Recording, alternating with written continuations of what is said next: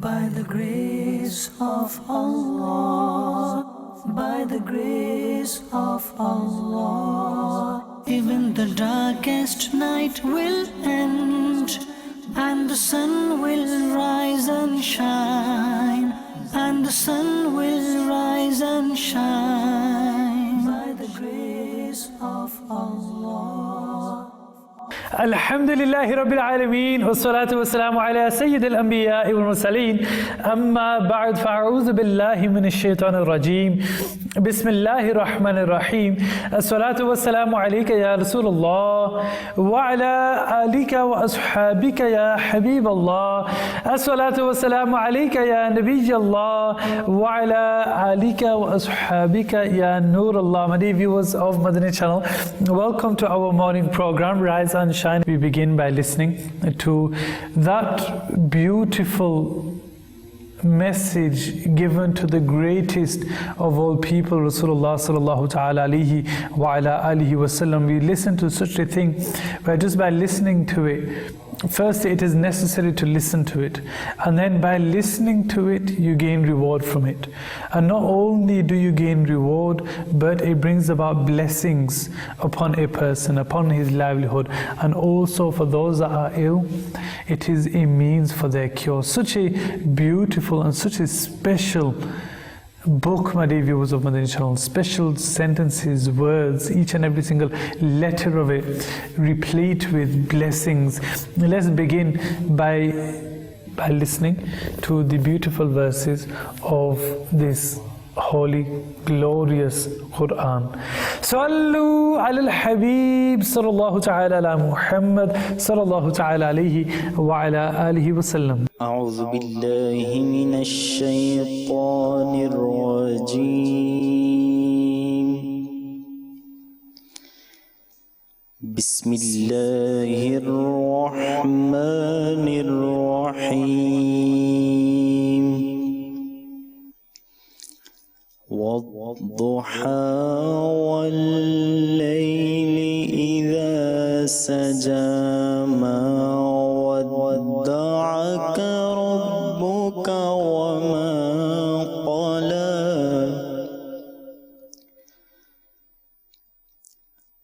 وللآخرة خير لك من الأولى والضحى والليل إذا سجى ما ودعك ربك وما قلى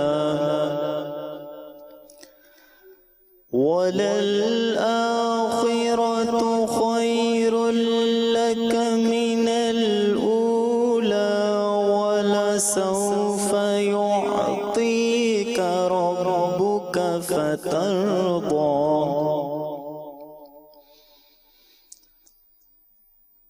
ألم يجدك يتيما فآوى ووجدك ضالا فهدى ووجدك عائلا فأغنى فأما اليتيم فلا تقهر فأما اليتيم فلا تقهر وأما السائل فلا تنهر وأما بنعمة ربك فحدث صدق الله العظيم. Sallu ala al-Habib sallallahu ta'ala ala Muhammad sallallahu ta'ala alayhi wa ala alihi wa sallam. My dear viewers of Madani Channel, alhamdulillah azza wa jal, you are watching Rise and Shine. Now today, my dear viewers, alhamdulillah, each and every single day we speak about various things. We have a new topic every single day. Now today's topic, my dear viewers, is quite generic, is quite general, because today we shall be speaking about Islam being a way of life, Islam being a code of life, my dear viewers of Madani Channel. Whichever aspect you look at, Islam having a say in it, alhamdulillah. In each and every single action of ours, each and every single part of our life, Islam teaches us how to go about it. From the beginning to the end, from when a person is born, all the way up until when a person dies, and everything in between, Islam teaches us something in regards to it. And this is the beautiful thing about Islam, is that in every matter, subhanallah, there is a say in it, my dear viewers of Madani Channel. And today we shall be learning about, yes, Islam being a way of life. But before that, after having listened to the beautiful verses of the Quran, we then move to the Naat of Rasulullah sallallahu ta'ala alayhi wa ala alihi wa sallam. Sallu ala al-Habib sallallahu ta'ala ala Muhammad sallallahu ta'ala alayhi wa ala alihi wa sallam. Sallallahu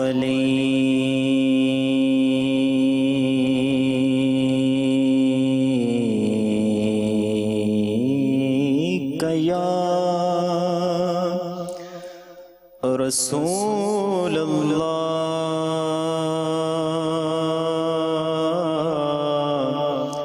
وسلم عليك يا حبيب الله. میں تو نادان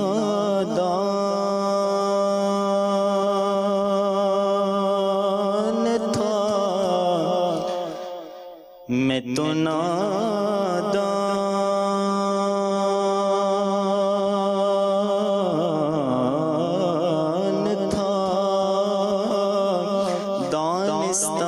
کیا کیا نہ کیا، لاج رکھ لی میرے سرکار نے رسوا نہ کیا، لاج رکھ لی میرے سرکار نے رسوا نہ کیا. صلی اللہ علیہ یا رسول اللہ وسلم علیک یا حبیب اللہ.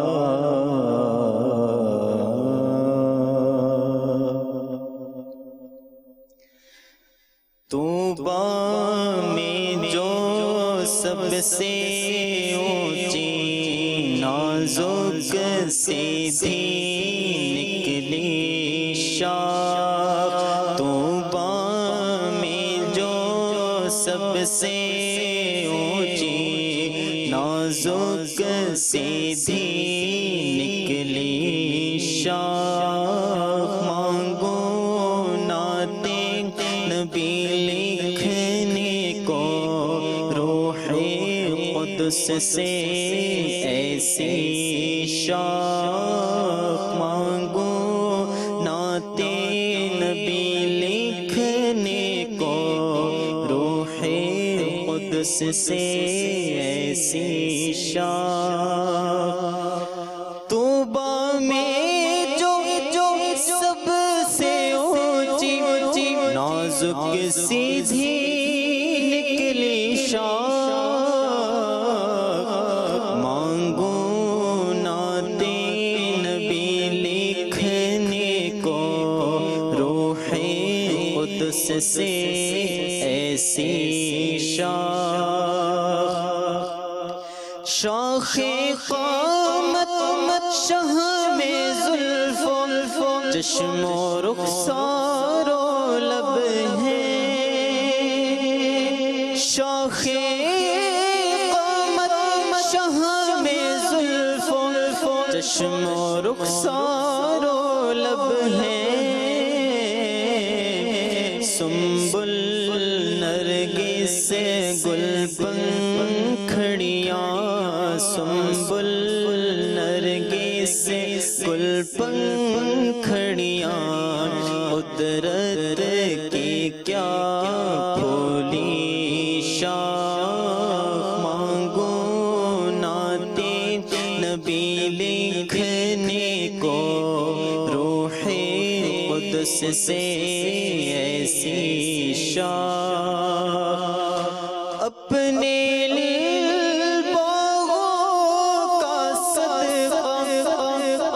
رحمت کا پانی دے اپنے باغوں کا صدقہ وہ رحمت کا پانی دے جس سے نخلے دل میں ہو پیدا پیارے تیری ولا کی شاخ جس سے نخلے دل میں ہو پیدا پیارے تیری ولا کی شاخ ظاہر و باطن اول و آخر سے بے فروز نے اصول رسالت میں ہے تو ہی گلگن چاجڑ پتی شاخ باغ رسالت میں ہے تو ہی گلگن چاجڑ پتی شاخ مانگو ناتے نبی لکھنے کو روح قدس سے ایسی شاخ آل احمد خذ بیدی یا سید حمزہ المددی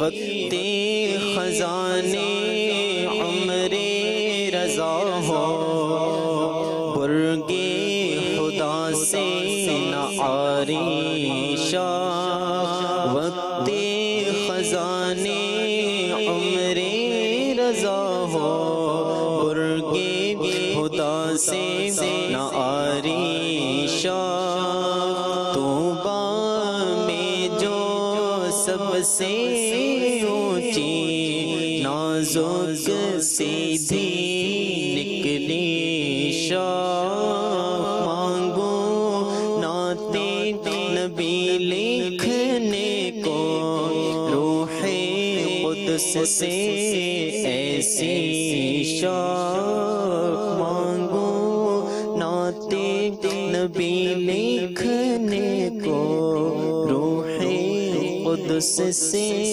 ایسی شاخ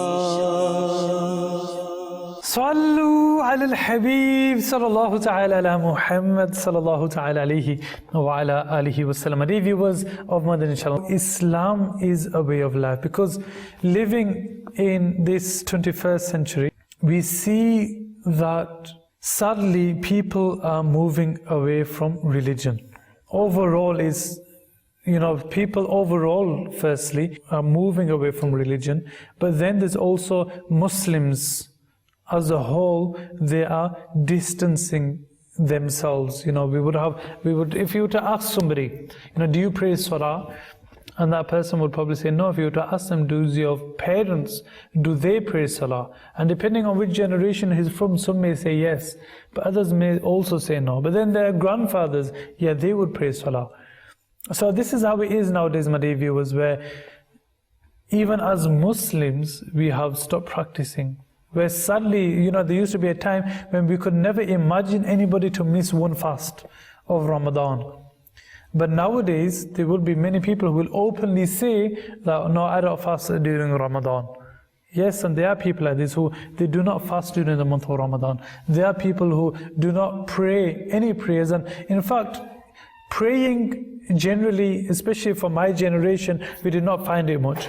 But there was one thing that we would never miss, and this was Jummah. This was the Friday prayer. Whereas nowadays, if you were to ask people, then you would find that people would miss even the Friday prayer. Or even Eid, which is generally is wajib, my dear viewers, where the amount of people that would be there for Eid, you would never see the mosque as full. But nowadays, even Eid people are beginning to miss because they don't consider it to be important. So overall, people are distancing themselves from religion. But I would like to teach you as to how this itself has brought around problems, and Islam as to how it is a solution for everything, and how by adopting the practices of Islam, this is the best, most perfect way of living one's life. We see that in this day and age there is many killings, there's not that cohesion within the society, there's not that self-respect and also mutual respect, my dear viewers. We're losing all these things. For example, there used to be a time when everybody would know everyone within their neighborhood, whereas nowadays many do not even know our own neighbors. There would be a time when people would respect their parents so much, my dear viewers. They would really respect their parents. They would always be kissing their hands. And this wasn't always for parents, it was the elderly generally also. They would kiss the hands of their parents, and they would kiss the feet of their mothers. But nowadays, how much would we hear of this? Nowadays, we're living in a time, my dear viewers, when people, they will completely leave their own parents. Yes, people will leave their own parents. So whether that be temporarily, them going on holiday and leaving the old mother or the old father at home alone, or whether that be permanently just leaving them and abandoning them. So now there's that respect we would have, which we would have for our parents, that no longer remains. We are distancing ourselves from religion, which teaches us about respect.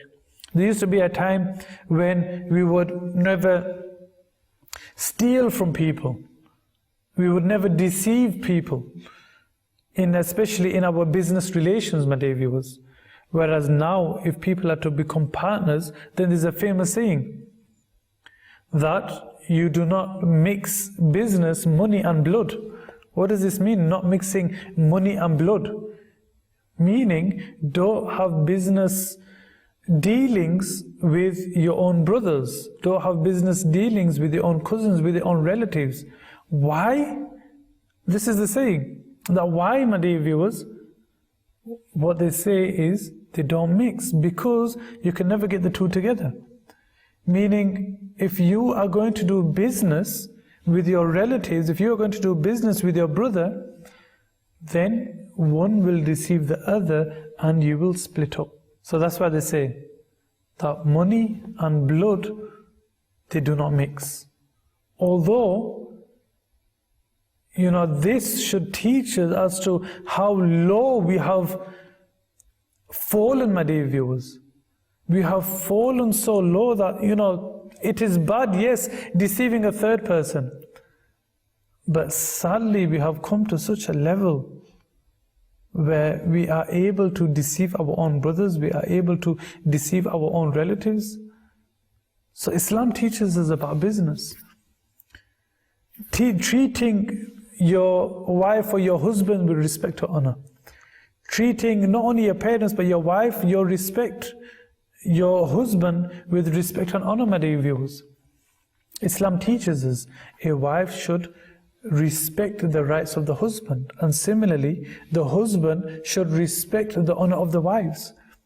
There is so much mentioned even within the Quran itself in regards to the respect of the wife. But as we hear about stories, yes, that Islam, subhanAllah, brought civilization to the world. Before Islam, there used to be this, and now in this day, and now Islam has taught us, yes, that's true. But even in this day and age, my dear viewers, do we still respect and honor those women in our families, those who are possibly our wives? Do we still respect those? For those women, do they still have that same respect for their husbands? Do they listen to what their husbands say? Do the husbands also honor their women? We don't have this anymore. So what I'm trying to point out from this is that as time has gone by, we have begun to distance ourselves from our religion. And by having distanced ourselves from our deen, from the teachings of the Quran, from the teachings of Rasulullah sallallahu ta'ala alayhi wa alayhi wasallam, that of the Sunnah, we have also brought about chaos in our own personal lives, in our families, my dear viewers, and in our society. This is what's happened. So the fundamental cause for this is distance from religion. Whereas what we are going to learn today, inshallah azza, is if we were to act, or if our actions were to be in accordance and congruent to the teachings of the Quran and the Sunnah of Rasulullah sallallahu ta'ala alayhi wa ala alihi wasallam, then many problems we would face today, or many problems we face today, we would not be facing. Let's begin, subhanallah, let's begin with, or by listening to the respect of wives, or to the respect of women overall. Before the Prophet sallallahu ta'ala alayhi wa ala alihi wasallam taught us or gave us the teachings of the Quran and the Sunnah, wives would be disrespected. In the Quran, Allah subhanahu wa ta'ala has revealed ayat, not just one, my dear viewers, but many ayat, many verses of the Quran in defense of women, in terms of the rights of women even. One verse is Ya ayyuhalladhina amanu la yahillu lakum an tarithun nisaa karhan. This is one example, and it continues and continues, my dear viewers. One wrong act which would occur would be that when somebody, even a relative, would pass away, then they would even inherit wives. They would inherit wives. So some people, what they would do is they would continue to divorce the wife, and then while she is in her waiting period, they would keep on taking her back. They would keep taking her back. So the wife is not happy within the relationship, and neither do they allow her to leave. All my dear viewers of Madani Channel, when somebody would pass away, they would inherit them, or they would even buy them or sell them. They would be treated like any ordinary product. But in the glorious Quran, we have been ordered not to do this. We have been prohibited from doing this, my dear viewers of Madani Channel, from disrespecting wives or disrespecting women overall. So that's in terms of wives, where you should respect them. It's said, my dear viewers of Madani Channel, that they are your clothing and you are their clothing. Where without your clothing, nobody can go about their day-to-day life. You cannot go about your day-to-day life without your clothing. You need your clothing, and this is your adornment. So for a man, his wife is his adornment. For a woman, her husband is her adornment. There should be mutual respect. There should be respect both ways, my dear viewers. Sometimes nowadays, sadly, we've taken an example from the time before Islam, but let's also take an example from today. The example from today, my dear viewers, is something which is known as lockdown. This is the term used, lockdown, where a wife, some wives wish to keep their husbands on lockdown. And what I mean by lockdown, for those that don't understand, inshallah, I will explain. And some husbands say, we have our wife on lockdown. What does this mean? That whatever I say goes. Whatever I say, that's what shall happen. If I say to him or to her to come home, then she must come home. Or if you consider it the other way, if the wife says to the husband to come home, then he must do it. If he says, do this, don't go out, you're not allowed to go here, you're not allowed to do this, you're not allowed to do that. This is what people consider lockdown, my dear viewers, where one possesses close to complete authority or complete control over the other. Now, this is something which is contrary to the teachings of Islam. No. It should be that the father or the husband, he is the head of the house, but both have their own rights. Yes, the husband should respect the wife, and similarly the wife should also respect the husband.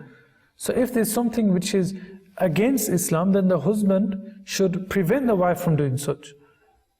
But the wife should also, my dear viewers of Madani Channel, she should obey him, but when the wife has her needs which she wishes for, then the husband should also respect those. And Islam has taught us mutual respect between the wife and the husband. This is one example, my dear viewers. Whereas nowadays we're always talking about this person's on lockdown and that person's on lockdown. No, it shouldn't be. And sometimes you shouldn't be afraid. You shouldn't be afraid of people. You know, so we fear sadly. Some people think it's not manly. People think it's not manly if you were to be kind to your wife. Why not? Let's take the example of Rasulullah sallallahu ta'ala alayhi wa alihi wasallam. When the Prophet sallallahu ta'ala alayhi wasallam, how he would treat his wives with respect, with honor. With respect and honor, so much so it said that Rasulullah sallallahu alayhi wasallam had sent an entire army forward. An entire army he sent forward in order to have a race with his beloved wife. This was Rasulullah sallallahu alayhi wasallam respecting and honoring his wife, my dear viewers.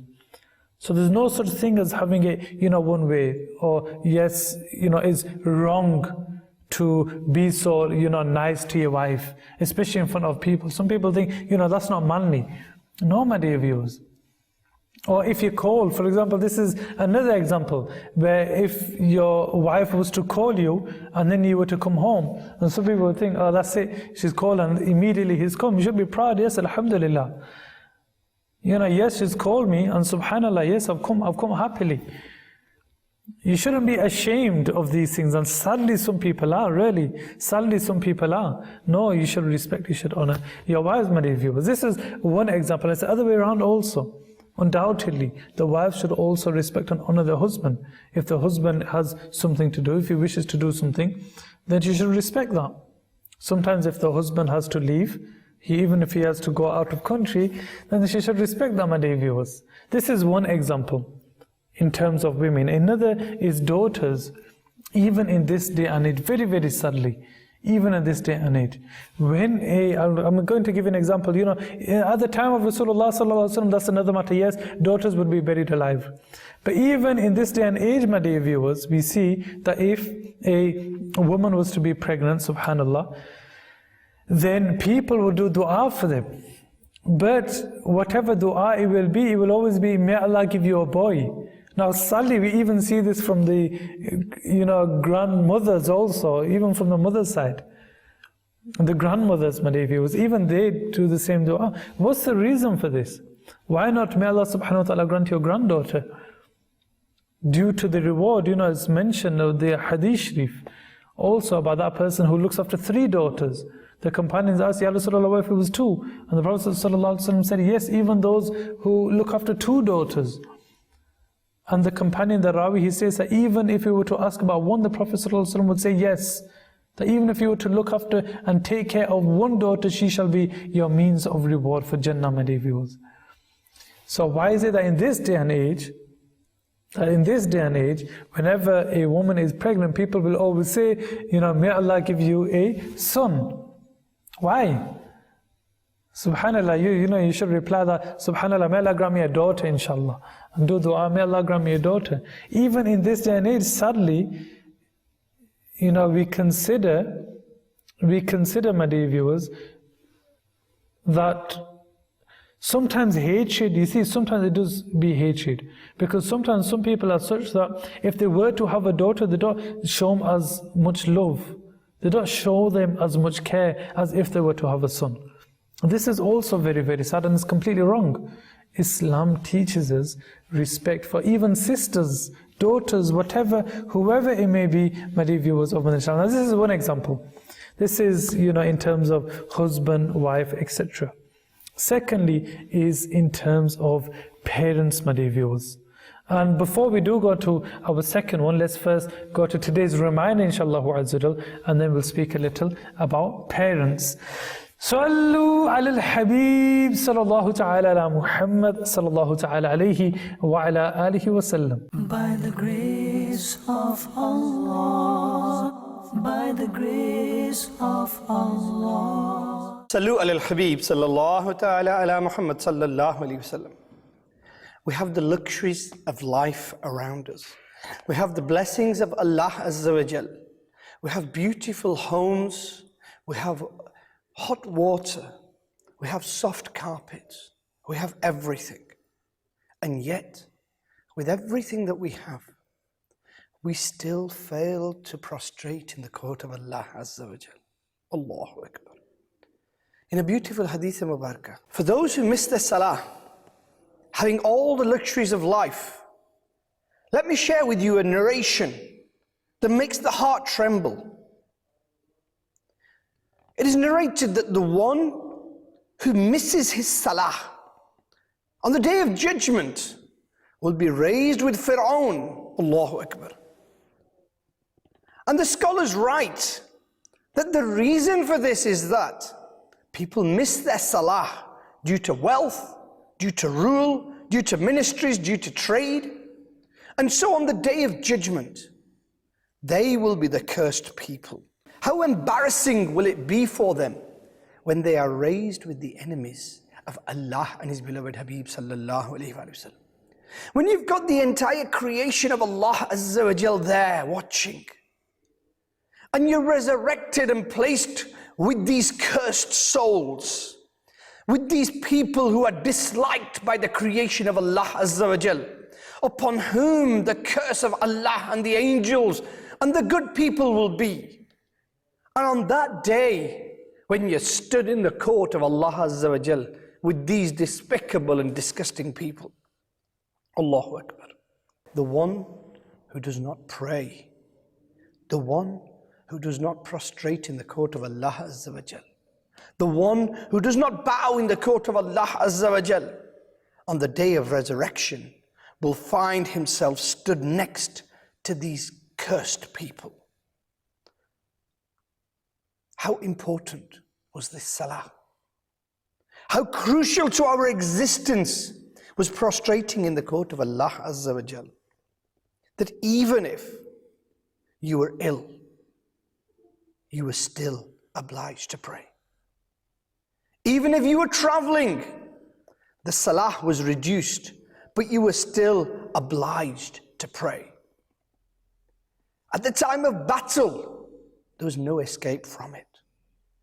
If you had no water, the command was to perform tayammum, but still pray your salah. If you couldn't stand up on your own 2 feet, the command was to lean against a wall or seek help to stand and still pray. If you couldn't stand, then the command was to sit down and pray, but you still had to pray. If you couldn't sit down, the command was to lie down and pray. If you couldn't lie down or move your limbs, then the command was to pray with gestures.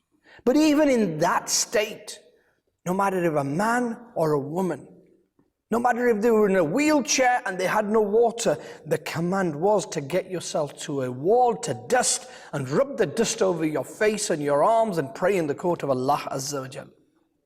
Why?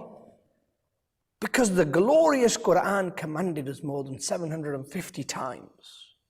More than 750 times to prostrate in the court of Allah Azza wa Jal, to pray in the court of Allah Azza wa Jal. The amazing Quran told us that this is the best remembrance of Allah Azza wa Jal. Allahu Akbar. This was a great gift. This was your Lord calling you to bless you, to send mercies upon you. This was an invitation to the court of Allah Azza wa Jal. Allahu Akbar.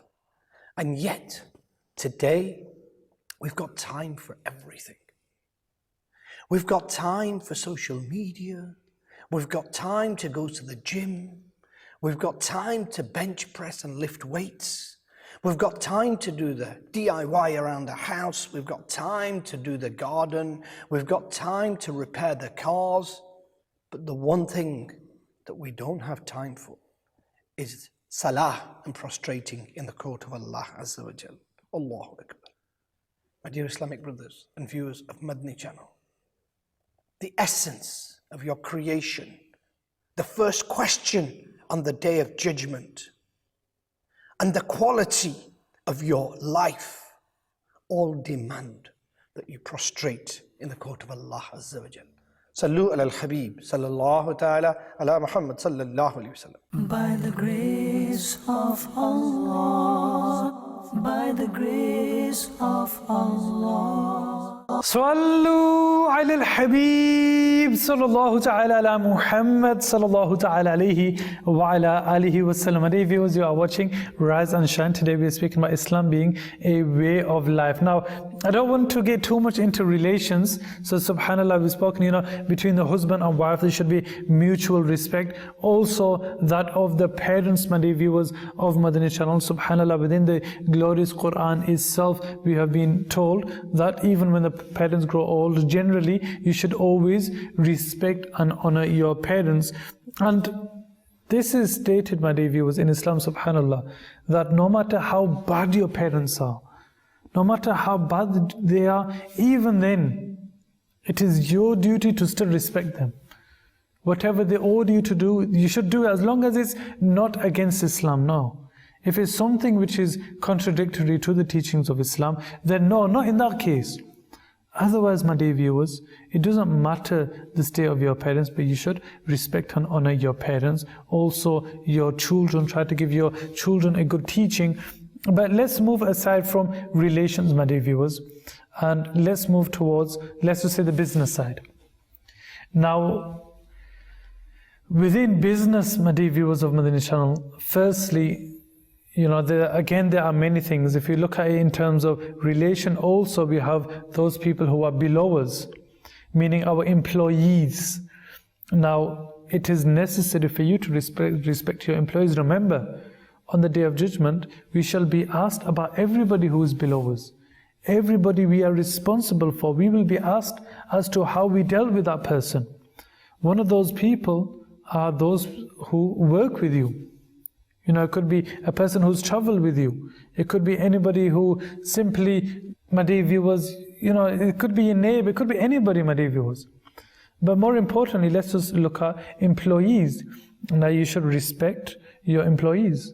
If they are to do something wrong, it has been mentioned that Rasulullah sallallahu ta'ala alayhi wa alayhi wasallam, that a slave of his had served him for 10 years.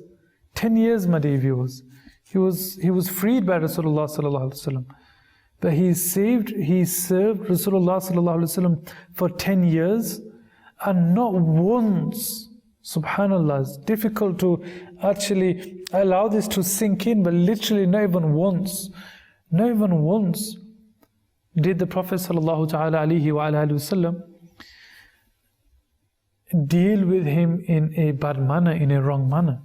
In fact, it said that the Prophet ﷺ would smile in such a way that I would understand that I had done something wrong. This was the manner Rasulullah ﷺ would treat them.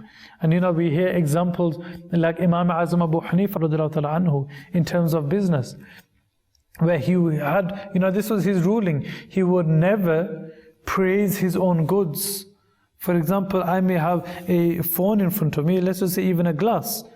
I wouldn't say, oh yes, this is the strongest glass you can get. Or, this glass is brilliant because of this or because of that. Especially when people are selling cars, and defects they'll hide. Or when it comes to selling cars, my dear viewers, there's a lot of changes they'll do. There's a lot of hiding they'll do. They won't inform you about many things.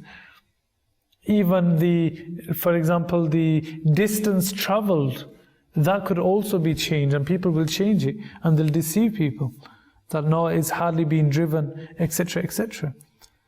It's mentioned by Hazrat Imam Azam Abu Hanifa radiallahu ta'ala anhu that his rule was he would not praise his own products.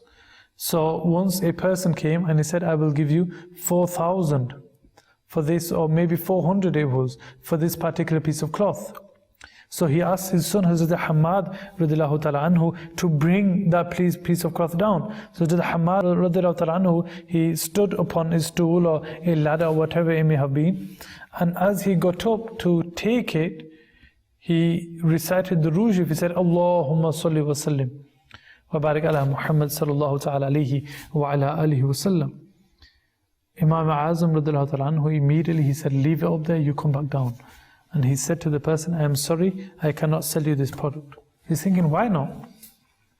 He replied, because I have a rule. I do not praise my own items. I do not praise them. You take a look at them. If you like them, you purchase them. If you do not like them, then leave them. Allahu Akbar. He said he does not praise them, although all his son did was to recite the Ruj Sharif. But why did he recite the Ruj Sharif? Expressing his interest in the cloth, the grayness of the cloth, possibly the quality of the cloth, my dear viewers. So as Imam Azam Abu Hanifa radiallahu ta'ala anhu, he said from a very young age, he was a brilliant businessman. He was a brilliant businessman. Just by looking at a particular cloth, he would know its material and its worth. This is how good he was.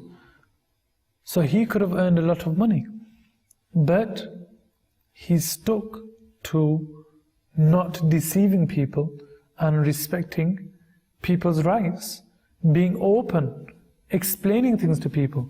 Once is mentioned that, again, the example of Hazrat Imam Azam Abu Hanifa radiallahu ta'ala anhu, that he asked somebody to go and sell a particular item. But he said, make sure you tell this person that there is also this problem with the item. So that person, he took these pieces of cloth and he went and he sold them. He sold them for a very large amount of money. And when he returned, he said, he was asked that, did you tell him about this? He replied, no, I forgot. And now that person was nowhere to be found. He had the entire amount, my dear viewers of Madani Channel, he had distributed as sadaqah. Why? Because he had fear for Allah subhanahu wa ta'ala. So nowadays, because again we have distanced ourselves from Islam, from the teachings of Rasulullah sallallahu alaihi wasallam, which was the best way of life, and nowadays for this reason we are suffering from being deceived by any Tom, Zed and Harry, my dear viewers, any random person. And sadly sometimes we think these particular people, Muslims sometimes, we think that no, we can't trust this person, he might deceive me. And then, as the saying, as we mentioned, that blood and money do not mix. Allahu Akbar, this is the level we have come to, my dear viewers. Why? Because we have distanced ourselves from Islam, we have distanced ourselves from our religion. It's mentioned in terms of one person, before we do move on to our next segment, inshallah, that one particular person, he sent a huge ship amount of goods to Basra. And he said to his worker that as soon as you get there, you must sell them all. So his worker went there and he heard from another merchant that if you are to wait 1 or 2 days, then you will get double the amount, because there will be less amongst the people and there will be more of a need. Then you will gain double the profit.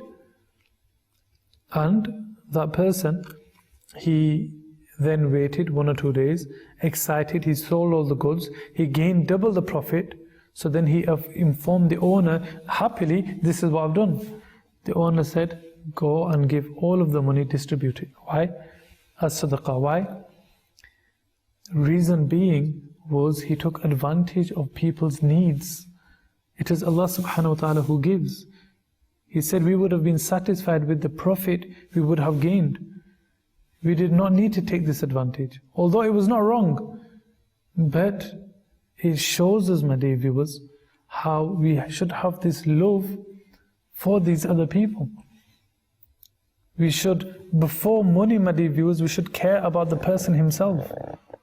rather than caring about how much can I gain out of this person. Sometimes something may be worth £10, but if they know that this person he'll pay anything for it, this person doesn't know much, they say it's worth £100 in the shop, here I'll give you it for 50.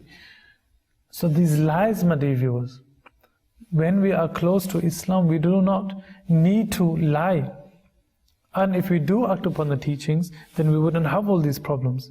So this is in terms of business. Let's move to our next segment. Then inshallah we shall hear a little more. Sallu ala al-Habib sallallahu ta'ala ala Muhammad sallallahu ta'ala alayhi wa ala alihi wa sallam.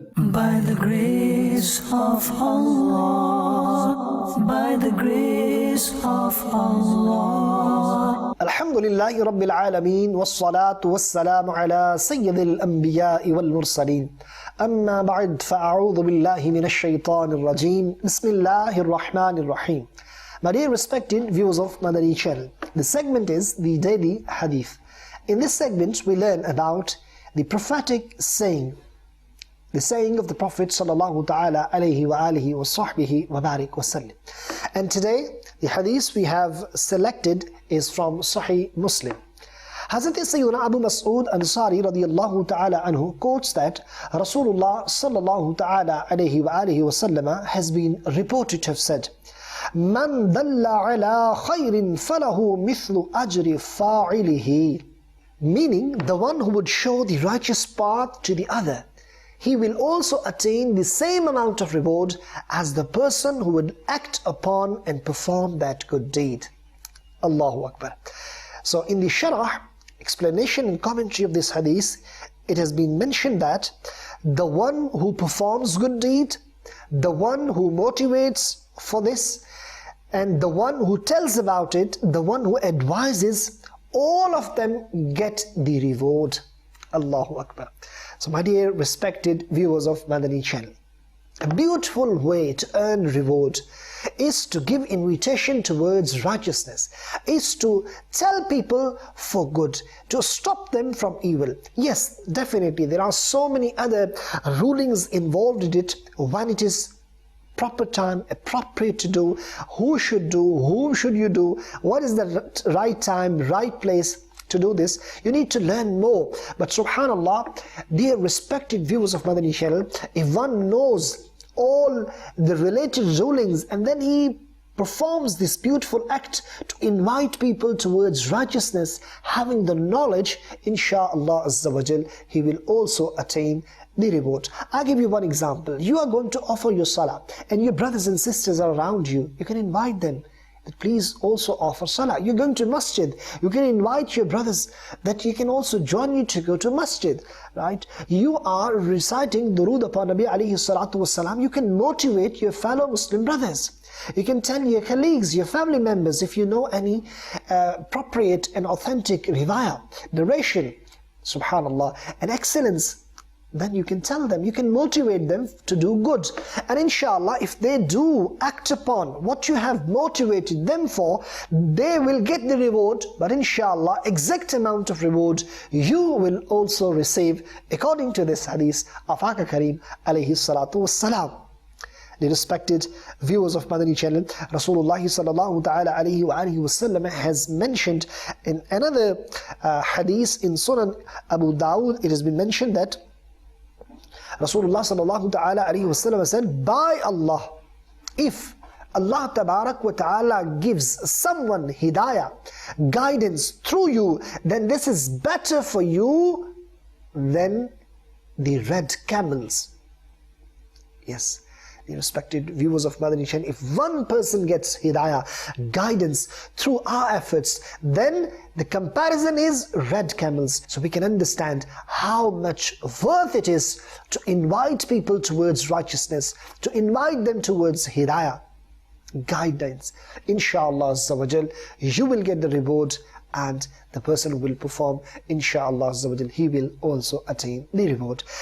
Hope inshallah Azza wa Jal, you will be acting upon this beautiful hadith, and the beautiful way is to join Dawat-e-Islami's beautiful atmosphere, because it provides you the platform to invite people towards righteousness and stop them from evil, and to rectify yourself and the people of the whole world. Sallu ala al-Habib sallallahu ta'ala ala Muhammad sallallahu alayhi wa sallam. By the grace of Allah, by the grace of Allah. Sallu ala al-Habib sallallahu ta'ala ala Muhammad sallallahu ta'ala alayhi wa ala alihi wa sallam. MashaAllah, that was our daily hadith Sharif segment, my dear viewers. Quickly, we need to move on to the next segment. As subhanallah, today it is Monday, and today is all about the health, how we should look after our health. Now, there's many ways, some things which we have no control over, my dear viewers. Sometimes we don't, or many a time, there are many things we don't have control over, but we can refrain from if we are to begin to eat healthy. Those foods which are bad for us, those which are not good for us, to refrain from those, as many of the illnesses are just due to the foods we eat, my dear viewers.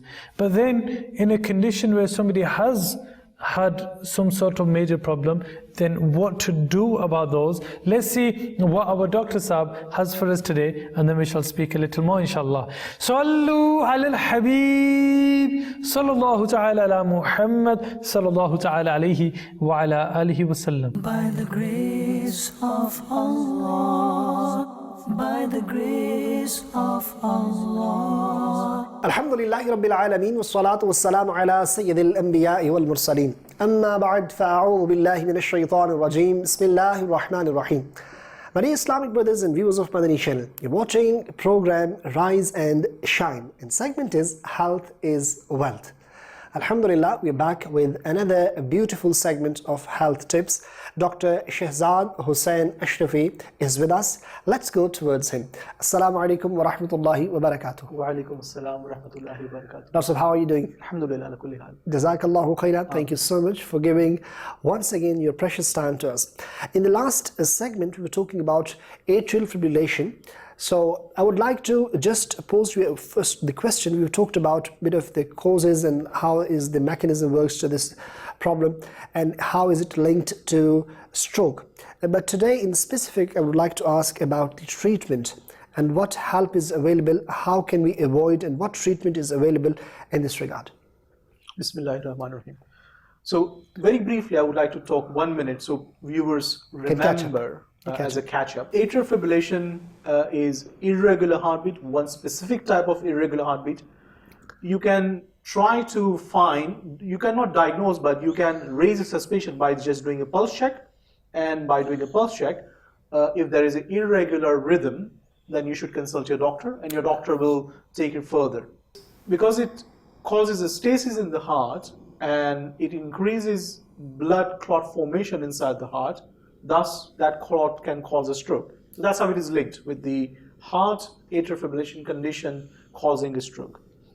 Now, once you have a diagnosis, so briefly about diagnosis, sometimes a single strip of ECG, you are able to pick up that this patient has a atrial fibrillation and be diagnosed. Sometimes, as it is paroxysmal, sometimes it doesn't always be present, we can hit and miss. So longer recording, maybe a 24-hour recording, so there'll be a machine put on your chest, you go home, and that records for whole 24 hours. Okay. Or sometimes even longer, up to 5 to 7 days of recording is required to diagnose this condition, so which will be done in a specialist center. Now you have a diagnosis of atrial fibrillation.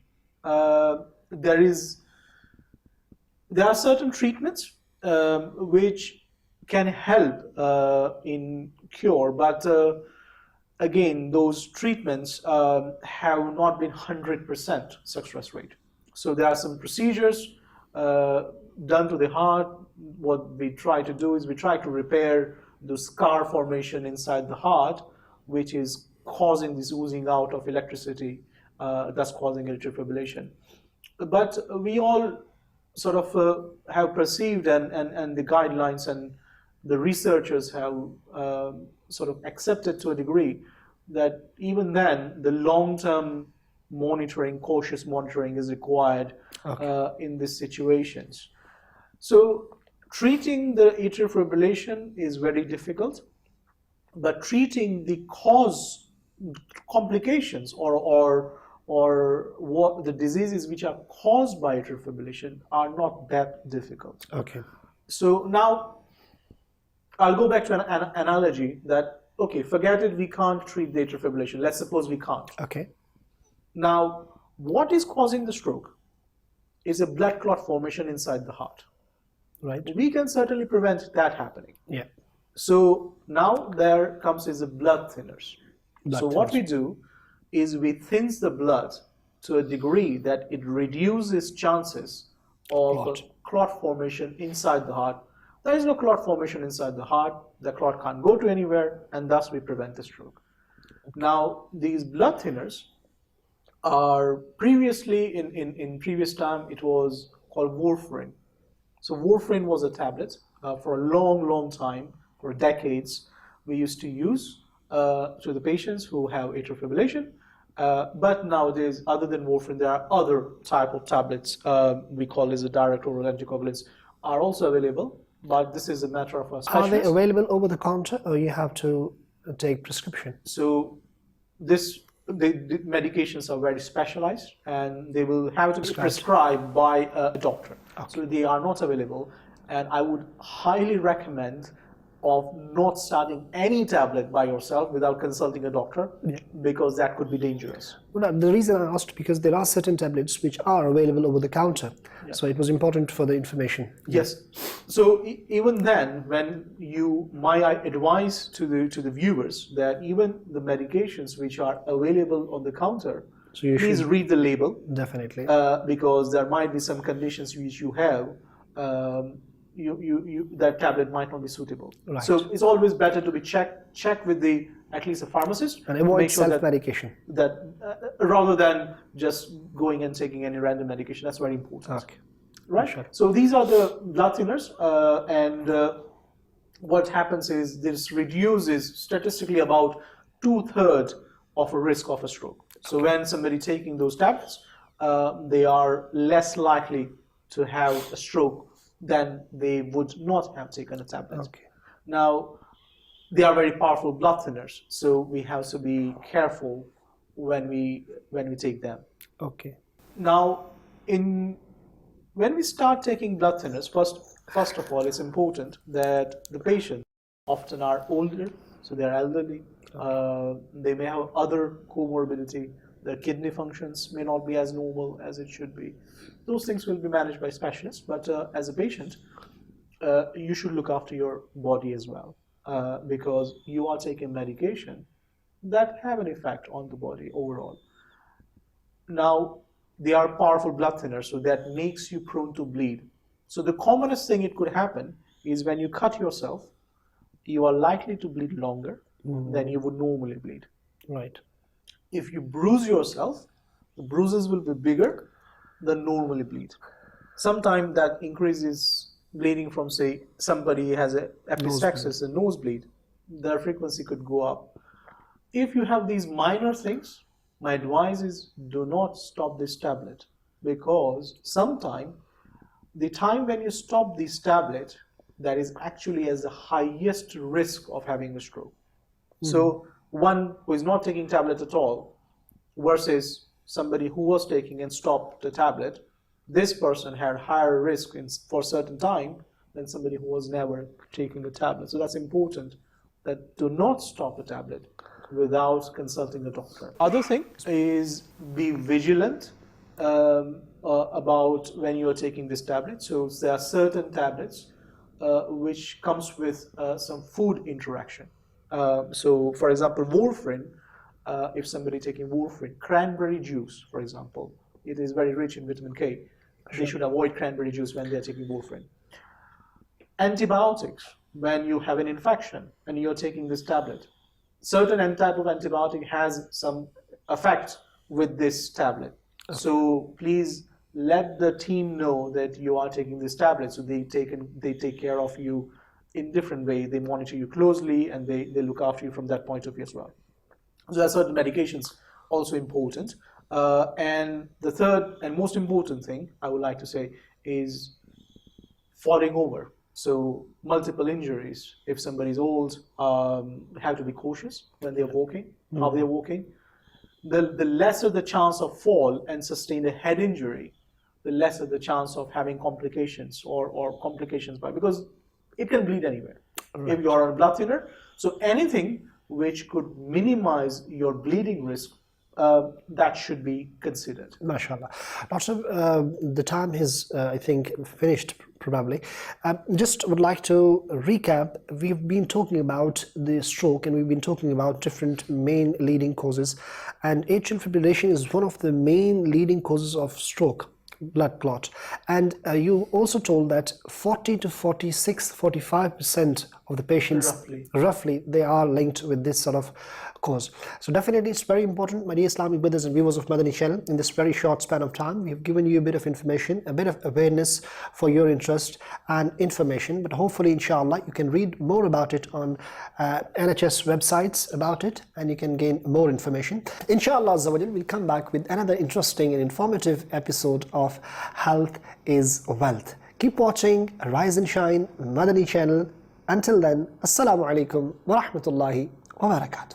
By the grace of Allah, by the grace of Allah. صلوا على الحبيب صلى الله تعالى على محمد صلى الله تعالى عليه وعلى آله وسلم. My dear viewers, time for this program has come to an end. صلوا على الحبيب صلى الله تعالى على محمد صلى الله تعالى عليه وعلى آله وسلم. By the grace of Allah, by the grace of Allah, even the darkest night will end, and the sun will rise and shine, and the sun will rise